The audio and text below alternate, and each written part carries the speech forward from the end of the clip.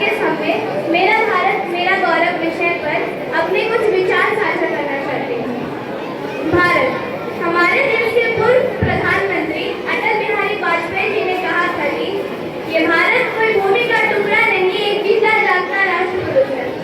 उन्होंने कहा था कि ये वंदन की धरती है, अभिनंदन की धरती है, ये अर्पण की भूमि है, ये तर्पण की भूमि है। इसकी नदी नदी हमारे लिए गंगा है, इसका कंकड़ कंकड़ हमारे लिए शंकर है। हम जिएंगे तो इस भारत के लिए और मरेंगे तो इस भारत के लिए। और मरने के बाद गंगा जल में बहती हुई हमारी अस्थियों को कोई कान लगाकर सुनेगा तो एक ही आवाज आएगी, भारत माता की जय, भारत माता की जय। और मैं इसी भारत की नागरिक हूँ। मैं उस भारत से आती हूँ जिसके होठों पे गंगा और हाथों में तिरंगा है। वो भारत जो कभी सत्यम शिवम सुंदरम, कभी वंदे मातरम और कभी पंजाब सिंध गुजरात मराठा द्रविड़ उत्कल गंगा है। मैं उस भारत से आती हूँ जो ठुकराए हुए लोगों की शरण स्थली बन जाता है और 7 समंदर पार प्रदेशों को भी सिस्टर एंड ब्रदर कह के बुलाता है, सिस्टर एंड ब्रदर कह के बुलाता है।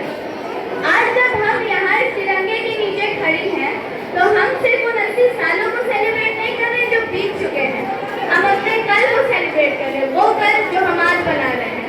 1947 को हमारे स्वतंत्रता सेनानियों ने हमें एक आजाद देश दिया था और 80 साल बाद अब ये हमारी जिम्मेदारी है कि हम इस देश को दुनिया का सबसे बेहतरीन देश बनाएं। दोस्तों, 80 साल कोई छोटा वक्त नहीं होता। आज का ये भारत वो देश नहीं जो केवल दूसरों को देखता था। आज का भारत वो ग्लोबल पावर हाउस है जिसे पूरी दुनिया देखती है।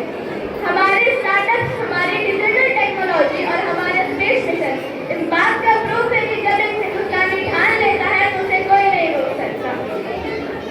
हमारे देश को आजाद हुए 80 साल होने वाले हैं, लेकिन आजादी का असली मतलब क्या है? आजादी का असली मतलब केवल वही समझ सकता है जिसने कभी गुलामी देखी हो। आजादी का मतलब केवल फ्लैग होस्टिंग और देशभक्ति के गाना गाना नहीं होता। सच्ची आजादी तब है जब देश के हर यूथ के पास अपॉर्चुनिटी हो, हर बच्चे के पास अच्छी एजुकेशन और हर सिटीजन सेफ फिल्टर है। आपको क्या लगता है आने वाले सालों में भारत की कहानी कौन लिखेगा? वो कहानी कोई और नहीं, हम लिखेंगे। हम जो इस क्लासरूम में बैठे हैं, हम जो लैब में रिसर्च कर रहे हैं, जो ग्राउंड पे पसीना बहा रहे हैं, हमारा हर एक छोटा स्टेप इस देश को आगे बढ़ाएगा। आइए अब मैं आपको हमारे देश के दूसरे पहलू से रूबरू करवाती हूँ। हम सिस्टम को दोष देते हैं पर खुद सड़क पर कचरा फेंकते हैं।